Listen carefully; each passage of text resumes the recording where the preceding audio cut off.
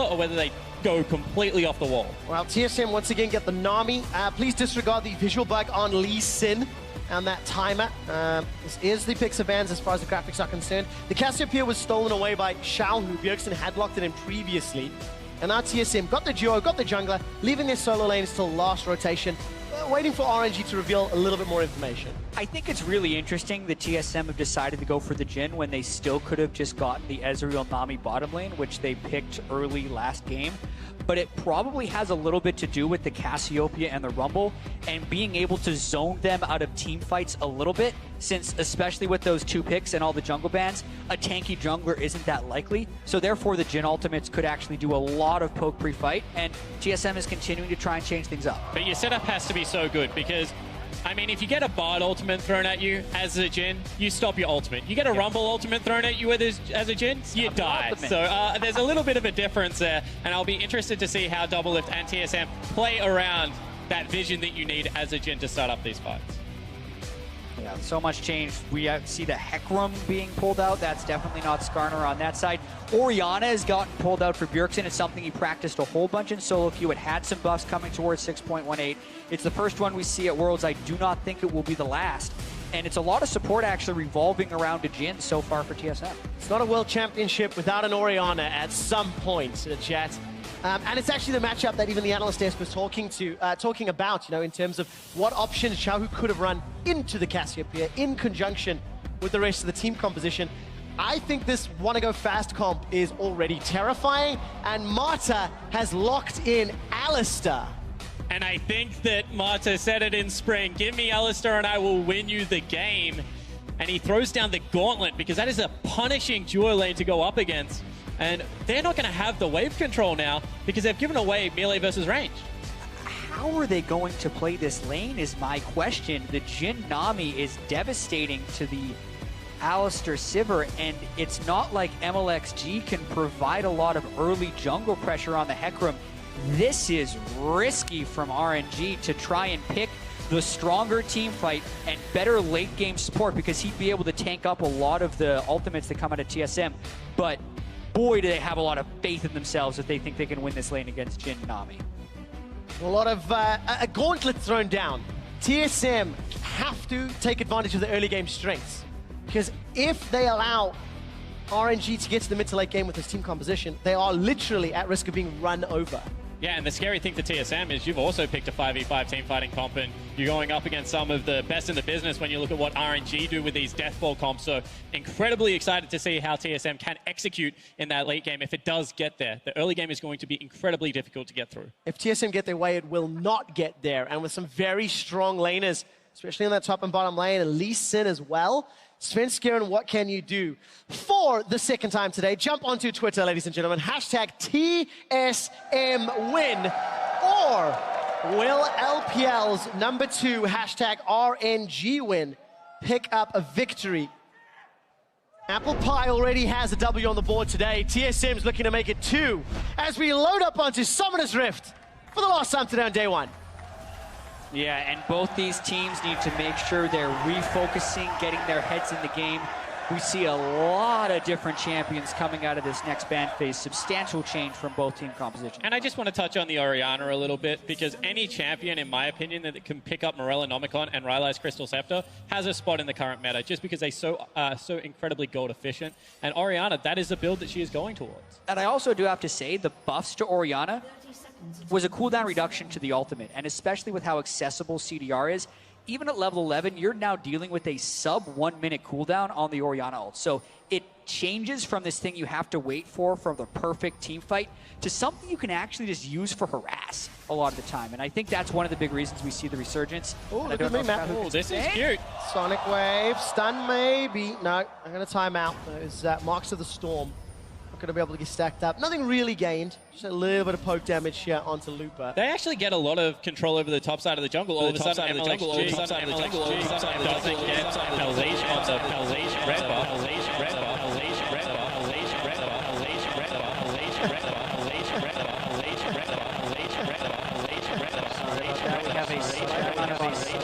Hopefully it's not coming across on the screen.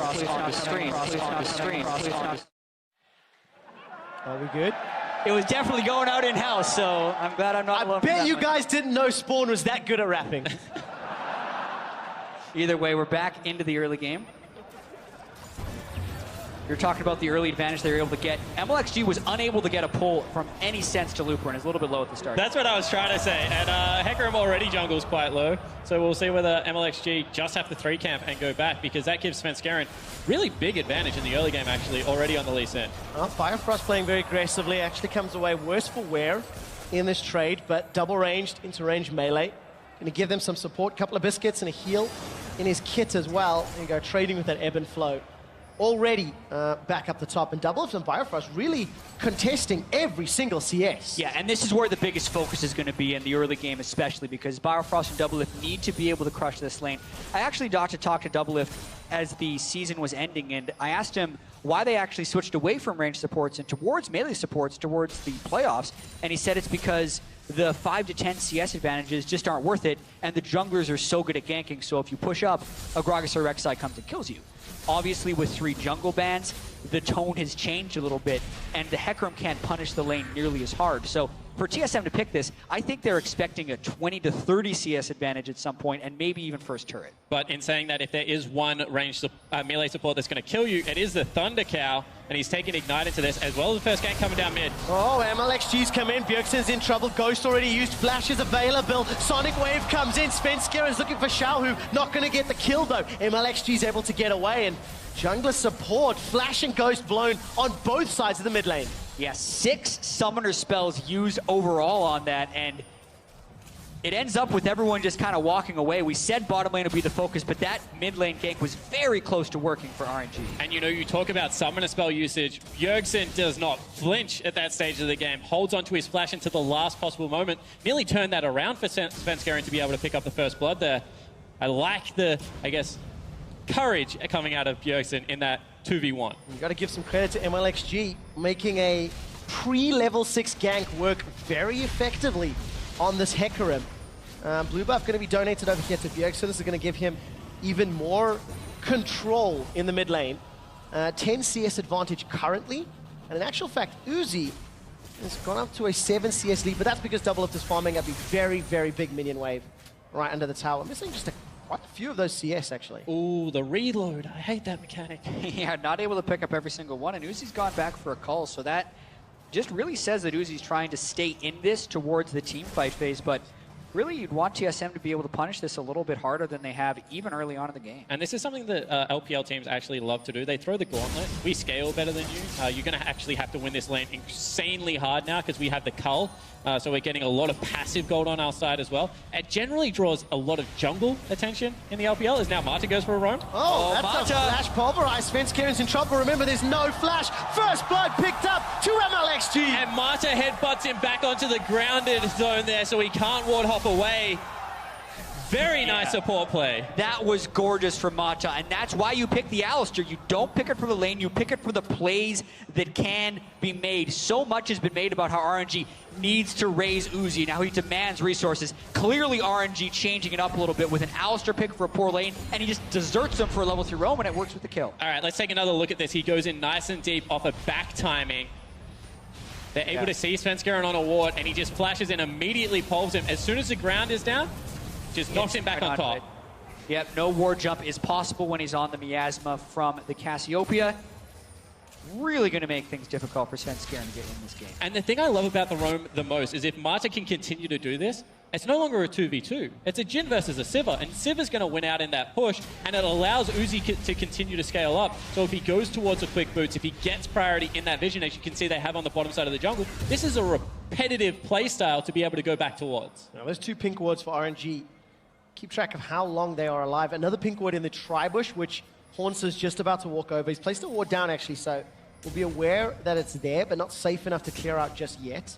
And Svenskeren, we caught a quick glimpse of him stealing away that Raptor camp from RNG. We're at an even game as far as gold is concerned, but first blood in RNG's pockets, making up for the CS deficits in multiple lanes. I do think those pink wards, though, kind of tell us where RNG's head's at.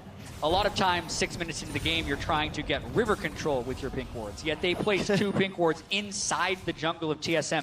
They maybe headhunting for Svenskeren in this game and trying to keep him completely out of the game. Since TSM do have relatively strong lanes, and if they can keep Lee Sin out of it, they can basically guarantee their lanes don't die. What you really need to watch for here is MLXG's gone back. He got the shock for the challenging smite, and Looper's allowed the wave to push in, which means if it bounces back, you can build up a big wave. Then you get the deep teleport. It's actually not available. So this is a play that you would run with teleport a lot in the LPL. I don't think it's going to be worthwhile 3v2, so we'll see whether they can actually play towards the bottom half of the map. And I think there's going to be a lot of jungle invading going on right here, although Svenskeren doesn't have a tracker's knife yet. And like you said, MLXG has the challenging smite. Gotta be scared of the level 6 Lee Sin, though. Yeah, versus level 5. MLXG gonna back away. Support coming from TSM already. Bjergsen's inside the jungle. Haunts had been running in for a few moments, and they're contesting the raid. Yeah, you have a 13 CS advantage in the top lane, a 14 CS advantage in the mid lane, and because they're both shoved in, it's a very easy move for TSM, not being daunted by the kill that Svenskeren suffered earlier, and he's able to just go and take a red for very little congestion.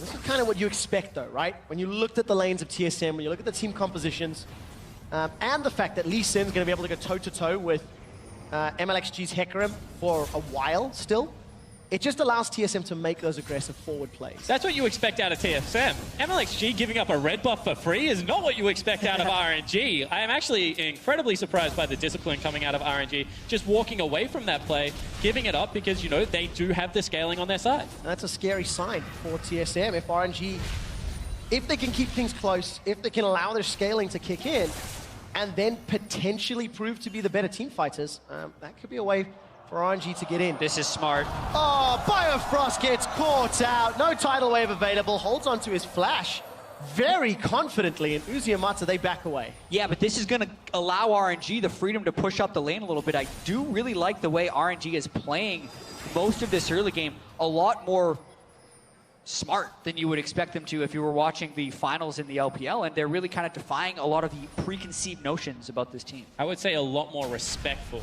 than the way that they're playing the LPL final. They're not throwing the gauntlet, they're not trying to go toe-to-toe. Instead, they're seeding advantages where they need to and trying to get advantages on the other side of the map. As you can see right now, counter-jungling comes in for Bjergsen. MLXG's top side trying to take away some wolves. They end up trading those blue buffs.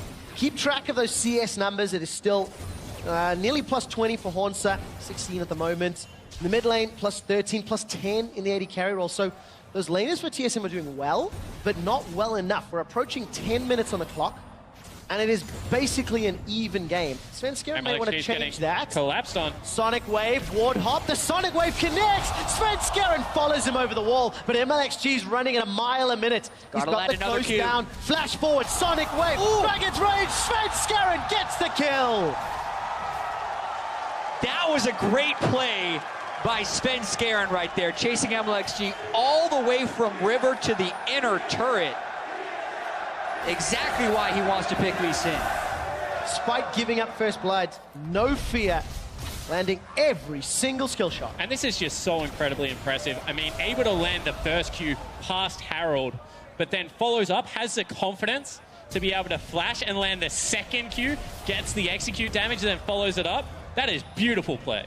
Yeah, and he's able to do that and invade so deeply because the solo lanes are struggling so far for RNG. I definitely do think Bjergsen and Hansa are doing quite well, and it is one of the things that RNG struggled with a little bit in the summer split is Uzi was the lane that was winning, and Xiaohu and Looper weren't doing as well as you would have expected.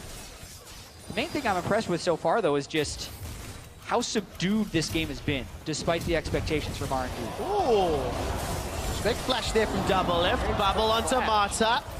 The Unbreakable Will comes out. Mata's going low. Double Lift's got Curtain Call. May want to throw it down for RNG. Dancing Grenade comes out on the hunt from Uzi. Teleport matched by Hornsa about a second later, though. The curtain is called. Shots being fired. Teleport arrives. Here comes Hornsa. He's deciding not to flash just yet.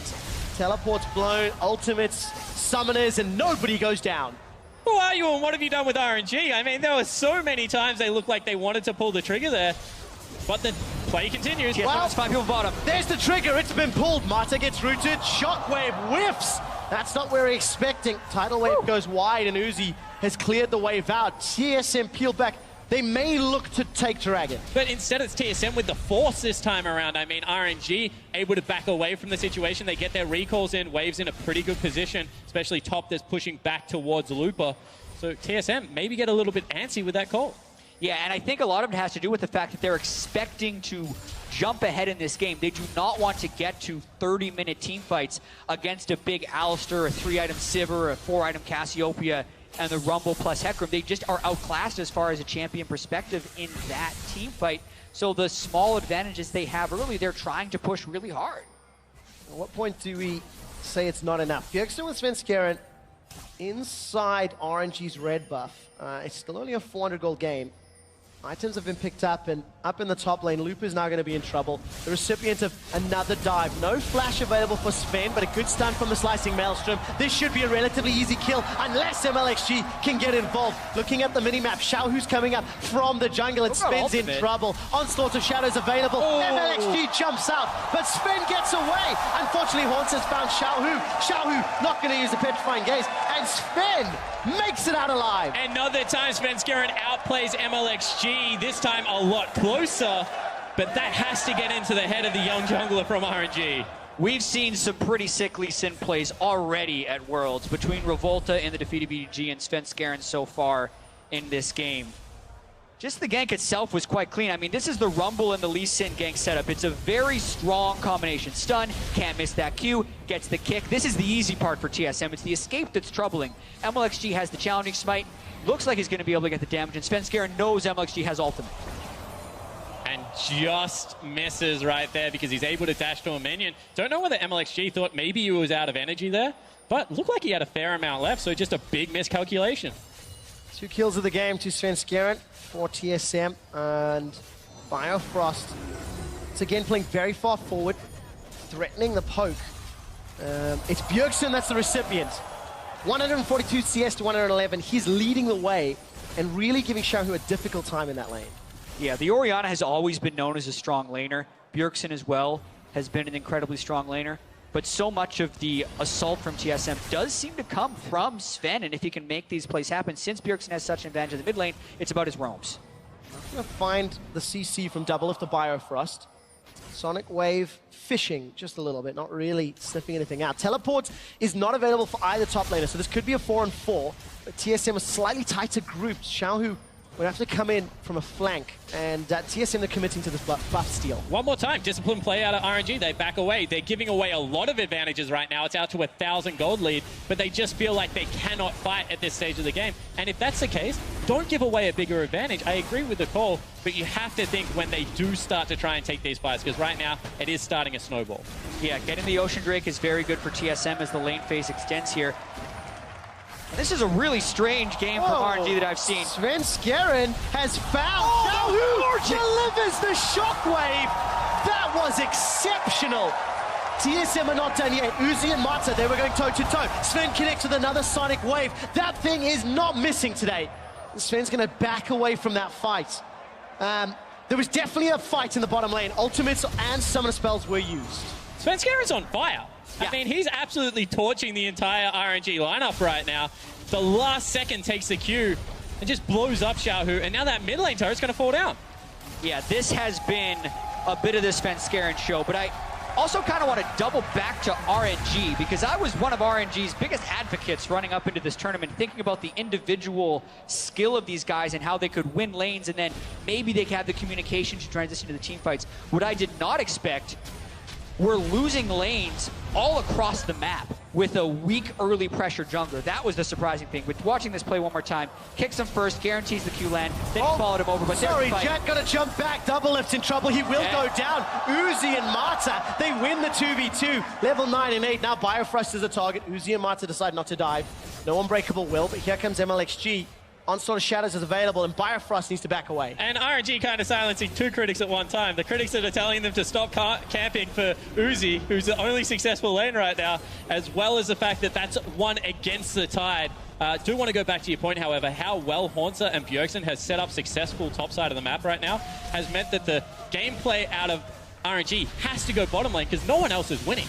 Exactly, and the Sivir can have tremendous late game scaling as well as Mata being the man to set everything up. That is RNG's way of getting back into the game, because even though there's a 40 CS differential in the mid lane, Xiaohu and Looper will be effective once they're able to get their items, if they're able to get to the late game. It's about RNG actually being able to lower the number of fights and continue to wave clear and work around Mata's engagement. And with that comes actual vision control. It's good to see, you know, a couple members go back, pick up the pinks. You need to be able to sweep out those deep flanks. Teleport's nearly available from the cannon. We've already seen Svenskeren behind enemy lines so many times. As we take another look at that bottom lane play, this is just Mata walking at the duo. And honestly, Bifrost and Doublelift don't have vision and don't respect it. Oopsie. Yeah, not good play there by TSM. Biofrost then completely misses the bubble onto Uzi from the looks of it. Oh, and it's happening again. This is not a replay. This is live. Biofrost gets taken down once more. RNG really focusing the rookie on the international stage. Yeah, the control of the river is also gone, and TSM is still trying to get it back without actually having jungler and mid lane assistance. So that is Doublelift and Biofrost greeting for that play, and Uzi and Mata having the appropriate answer. And this allows RNG to keep that gold deficit of 2,000 gold. They even out kills 3-3, and big items have already been picked up. Proto belts, both top laners, Abyssal and Morella Nomicon from mid laners.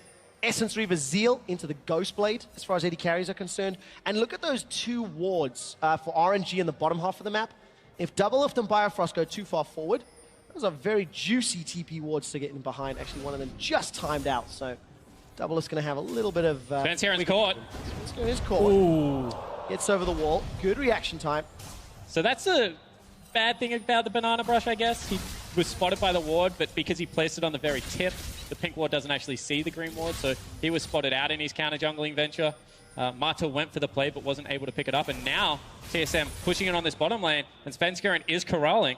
Right, they're actually trying to send assistance to this side of the map here to try and get the third outer turret, and they're kind of rotating their strength instead of just having Biofrost and Doublelift on their own, and that's what TSM need to do if they want to keep control of this game. And one more time, Mata walks up to the turret and RNG jerk him back. They just give it away. This is the third turret going down. It's back out to nearly 3,000 gold the lead, but RNG is playing very disciplined. Spawn, everybody at home can't see just how shocked your eyebrows truly are.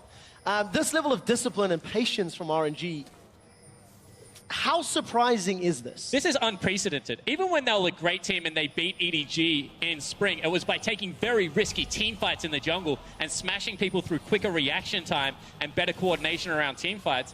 I've actually never seen an RNG lineup play this slow and disciplined in the early game. Do you think this is a symptom or a consequence of the boot camp and really wanting to show up at Worlds? I think it has to be. I mean, they must be looking towards 5v5 team fighting because teams are beating them in the macro play. Speaking of which, there's the teleport from Looper. Oh, this is scary. TSM is slightly split. Horns's not going to join yet. Mata gets a double knock-up and Doublelift is down. Biofrost sends out the tidal wave. It does nothing. Horns is looking for Uzi. Svenskeren's going to find him. That's a 2-for-1 so far, but it will not matter. Shockwave gets 2. Bjergsen's forced to run for his life. A 4-for-1 in favor of RNG. And that fight was a massacre in the favor of RNG. Doublelift didn't have a chance to react in that one. He was in the river where they haven't had pressure all game, yet he consistently keeps going back there. The Hecarim just destroys him as the Rumble Lock comes down, and then they even extend farther to try and kill Uzi. While Bjergsen was on the other side of the fight, it was a very poorly played fight by TSM overall, and the patience that RNG had throughout most of the mid-game was rewarded right there as they set up a very nice team fight. At least their team fighting still looks the same. Deep teleport coming out. We had already pointed out so many times how RNG likes to do this, and Mata, without hesitation, flash pulls, gets Uzi back into the team, and they blow everyone up. Only Uzi being the casualty. I meant Doublelift, of course. Yeah, and then Hanser completes his teleport. They could have bailed out there, but they end up bringing the flash on the Kennen and the Lee Sin, only to both fall. And Bjergsen, because he'd taken the other route around, ends up ceding 3 kills to Xiaohu. And RNG, with an incredibly scary team-fighting team, made it to 20 minutes with an 800 gold deficit. And all of a sudden, the one lane that was really snowballing out of control, 40 CS in the mid lane, now has 4 kills on the Cassiopeia and 2 completed items.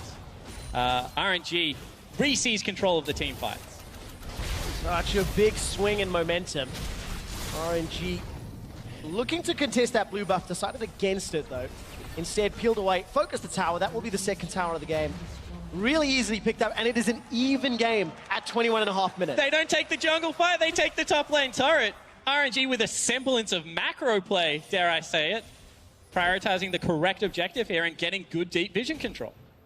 Yeah, Yeah, a lot of practice, I would have to imagine, coming in for these guys and really trying to show up at Worlds. It's not like they had a terrible showing at the Mid-Season Invitational before they changed out the AD carry. Then they were playing faster than people were expecting, but still that requires a macro sense in the game. It definitely feels like they may have changed philosophies just a little bit, especially in the draft phase here, going for the Alistar, which is completely unexpected, but being able to avoid the punishment, and then now capitalizing on the mid-game. And of course, this is one of the best macro supports of all time. We're still talking about Mata. He hasn't played this way recently, but I'm sure with some preparation, going away for a month, really having some deep reflection, he said that he wasn't playing for the laning phase, that he was playing more to win the rest of the map. And it looks like, with some studying, has actually got a very good grasp on the current meta, because they lost the early part of the laning phase, but then brought it back.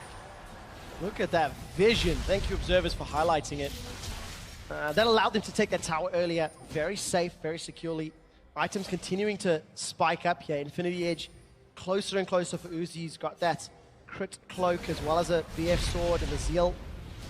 It's just getting very, very scary for TSM. An even game of 22 minutes against that scaling and that teamfight power. And this is a build that Uzi goes when they want to stall out games, because it's incredible wave clear. I mean, you get an auto attack, you send down the ricochet, you send down the boomerang, and it pretty much clears out any wave. And that is going to deter a lot of the dives coming out. Just the flat AD is very good. Uzi's also always been a little bit of a gambling man. If he can go pickaxe or the crit cloak, he'll always go crit cloak. He does believe in the RNG and will try and win team fights off the back end of 1 or 2 crits. Hey, it's in front of his tag. So but for TSM, how do they bring themselves now back into this game? They've still got very strong champions at this stage in the game. Yeah.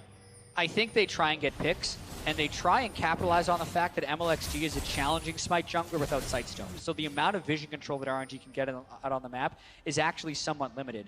It's not too uncommon in the LPL, actually, for the mid laner to ward more than the jungler, so expect Xiaohu to keep the warding trinket for a long period of time and consistently replenish pink wards on the map, but it does leave a potential hole in vision if TSM do want to try and get picks, and they set it up with Lee Sin, Kennen, Orianna ultimates, and have Doublelift just stay in the back, because RNG has picked a team that can just absolutely obliterate him if he gets close. Good damage from Svenskeren.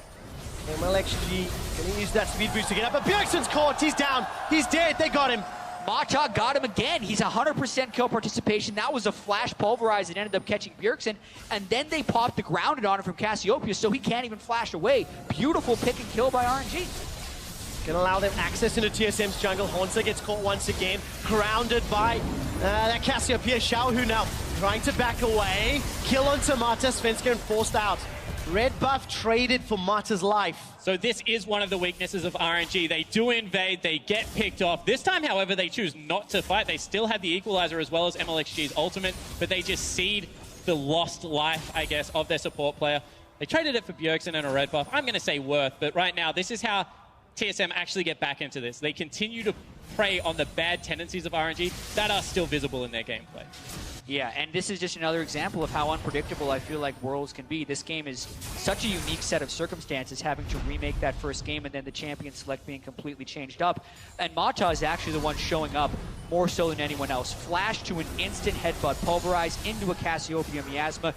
No chance for Bjergsen, but then as Spawn says, they push their luck and trade a kill back for a red buff. Yeah, and that's beautiful. I mean, that's a W buffer, a headbutt buffer into the immediate pulverize. There's nothing that really Bjergsen can do there if he's not quick enough on the initial reaction. Gets comboed into the CC. Mata's Alistar really is impressive. Yeah, and I think this game is going to become very tense right now. You have 5 turrets down overall in the game. Only TSM's middle turret is the remaining outer turret on the game. The goal this close, RNG has shown a propensity for being able to find team fights kind of based on Mata's flash cooldown. So much of this has to do with vision control, not getting caught out by RNG, and finding the right way to pick up the objectives. What's interesting is despite all the team fight losses, TSM still have 2 Drakes, and that is going to help them at least a little bit in trying to play around objectives. Yeah, completely agree, and they also still have superior map vision. I mean, right now they're pushing RNG, who is a stronger 5v5 team, with all of their ultimates available, off vision right now. And maybe it's just that, you know, TSM weighed in numbers, but RNG also sitting off the bot lane wave, not really challenging the split push right now coming out of Kennen. They really do look like they're still happy to stall this one out. Now, of course, for RNG, that scaling still on their side. For TSM, pressure. You know, they came out the gate swinging early, and a couple of winning lanes, Svenskeren went off. But it didn't generate enough of a lead to gain any semblance of control. And now they have to go toe-to-toe with one of the best team fighting teams in the world. No hesitation. So rarely missed skill shots on the side of RNG, and that's a tough, tough mountain to climb. Yeah, and the backline damage of RNG with Sivir and Cassiopeia and Rumble is immense, and they still are able to pick a tank line with the Hecarim and the Alistar. So as far as getting the right team fights, they're very well prepared for that. But let's also not discount TSM's ability to start team fights. Until you see mega tanks on the side of RNG, the mid-game power spike here from a 3-item Orianna as well as a Protobell Kennen can obliterate the damage dealers if they get the right fight. So it is on RNG to not let that happen, continue shoving out these waves, and continue to extend the game. And you know, I'm a little bit more confident on the reliability to get that shockwave because I've been seeing how Svenskerin's playing on this Lee Sin. If he penetrates the backline the way he has been the entirety of this game so far, that's going to be an easy delivery system. Hauntzer can look for the big flanks. But that's one thing that RNG has done well. They haven't controlled vision past the river, but in their own jungle right now, they have kept those big, deep flanking wards out. No real deep vision for TSM inside RNG's jungle yet, but the river control around Baron at 28 minutes is very, very good. They've got a lot of damage dealers as well if they wanted to. Trying to force RNG's hand. Pressure now in the mid lane. Sonic Wave, as well as a Deadly Flourish, not really doing anything to Uzi. 2-for-1 special on the spell shield there. Yep. And TSM now trying to push that vision deeper. Risky. If they get that team fight, however, if they pull RNG towards them and then pull the trigger, Maelstrom and Shockwave, that could be game ending. Yeah, and they do have good vision control where it matters right now. The Ocean Drake is live. It could be the second Ocean Drake of the game for TSM, and they're moving towards that. The question is this what RNG wants? They have the Scuttle Crab, they have wards they can teleport on, and they have Flash on Mata, so TSM have to be very careful. So I think we're going to see teleport coming in. Teleport just behind the Dragon Pit, secured by RNG. MLXG gets the smite down. And Svenskeren comes away worse for wear. That's Dragon number 1 for Royal. Teleport advantage picked up right now for TSM. Mid lane priority very heavily in Royal's favor. We'll see whether Haunter does look for a teleport play because there is vision behind RNG.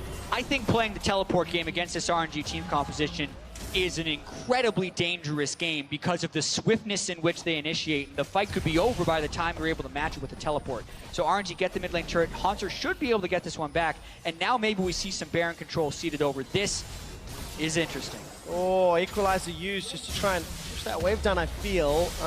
Looper not doing the best. Haunter trades a tower. So in at bottom, losing Dragon for mid outer. RNG 13 minutes in, still even in the important metrics and ahead in kills. RNG definitely wanted that team fight. You could see that Mata was positioning very aggressively. They dropped the equalizer. They don't get it, so a missed opportunity right now for RNG. But you can see how desperate they are to find these 5v5s. Willing to challenge for Dragon, even with limited vision. Willing to burn that teleport. And TSM actually keep them at bay and get a positive trade. And I'm really curious to see how the rest of this game is going to turn out since we're pretty much locked up in gold. And RNG have the stronger team fighting composition because so much of RNG's game plan during the regular season is just force it Baron, make the other team come for you, that'll do it. Now there's a teleport advantage for TSM. Will TSM be able to use this against them, or would the brute force of RNG be able to win out?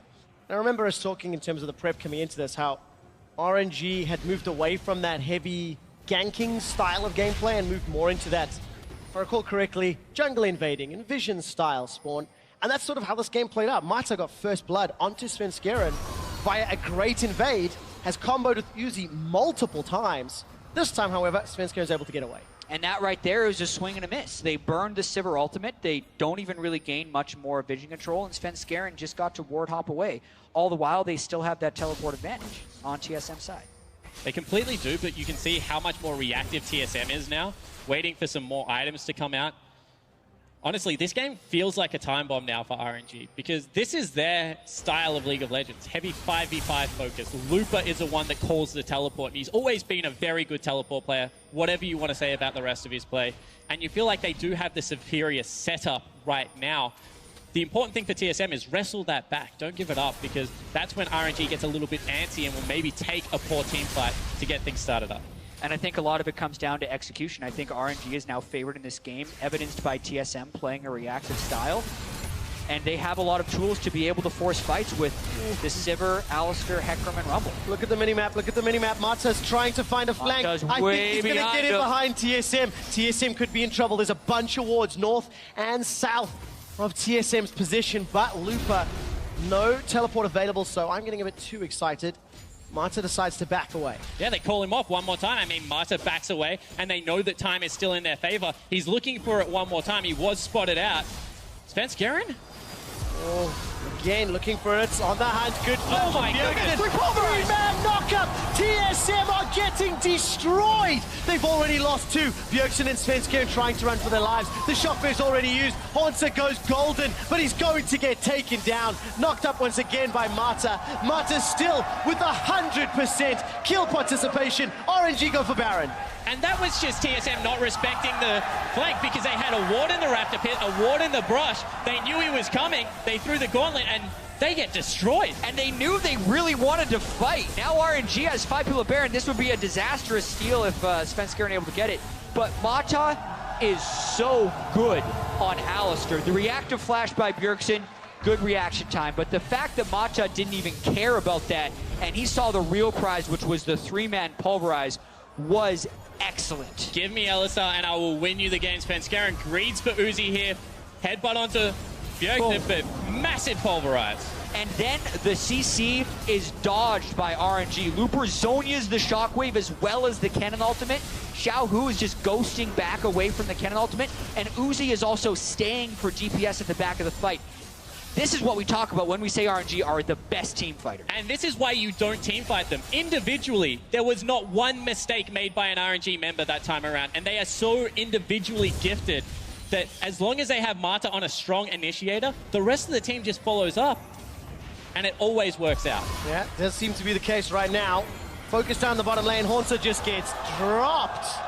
So easy for RNG. Onslaught of Shadows and on the hunt with Baron buff. They're pushing the tower. That's the thing. They have an Alistar ultimate still up to try and tank the turret. The Rumble ultimate is still up. Haunter is dead for another 40 seconds. How much can RNG get off this? Their Baron power play already up at 2,700 gold. And I said the reason I like Kennen is because not only the initiation, but the anti-dive the champion brings. Without him on the board, it is a much more realistic prospect that Marta gets underneath that turret and does try and start up one of these team fights. And here's the thing, RNG actually pull back yet again. Instead of waiting for the next minion wave while Haunter is dead and trying to dive an inhibitor turret, they move mid, they play the vision, they're going for the easier turret, the outer in the mid lane. Another initiation tool gone for TSM right now, and it is still RNG jockeying for position around the map. Marta steps on the trap, is going to get triggered. No flash available this time around, not even needed. Just the presence alone of Marta allows another tower to fall. This is bizarre.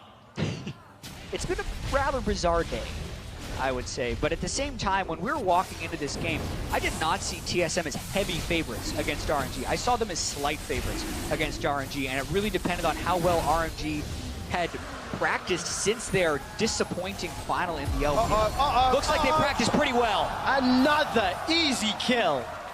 And just one more time, not respecting vision control, MLXG continues the chase, but really it's Haunter they want. It is Haunter they want. Hourglass is available. Biofrost actually throws down the tidal wave, anticipating more aggression. And chat, you were saying it. RNG, they've come in looking phenomenally well prepared, exquisitely disciplined, and they're just playing fantastic League of Legends. Yeah, and I think what Spawn was talking about this being odd is just look at the mid lane. They're down 90 CS, but they're up 70 CS where they actually were in a disadvantaged matchup early in the game, and that matchup was never able to be exploited by TSM, who had been such a dominant bottom lane domestically. And really, this wasn't MLXG camping out for Uzi. Not at all. This was Marta joining up with MLXG, finding the enemy jungler, being able to punish, and actually get MLXG back into the game, because you have to remember, Svenskeren was styling on RNG's jungler earlier on. On the hunt was thrown down, in fact. Yeah, they see Bjergsen again. Shockwave doesn't hit anybody. Bjergsen just gets run down. Cut through like a hot knife through butter. 50 seconds on the death time in RNG. They're setting their sights on the inhibitor turrets. TSM at this point in the game look out of sorts. They have been caught so many times, and now Sven tries to go in. They're trying to engage. A lot of damage on the Xiaohu. That is the shutdown, but the equalizer gets one back into Sven Skerritt. Hornsa, the gate is closed. He gets booted backwards. Knocked out goes Golden. Will get shut down by RNG. MLXG's not done. Mata finds double lift, and Uzi gets the triple kill with the boomerang, and they go back for the base. And with no hesitation, RNG pull the trigger into the base. They're going to open this one up, and it might even be game. Yeah, Bjergsen's still down for 15, 40 seconds on Hanser and double lift. Uzi is huge, 7 kills. They're going for the game. They are indeed. The Nexus turret is the focus. MLXG's got a GA, not even going to need it. Nexus turret number 2, RNG take down TSM. RNG destroy the hometown heroes and are victorious against Team SoloMid.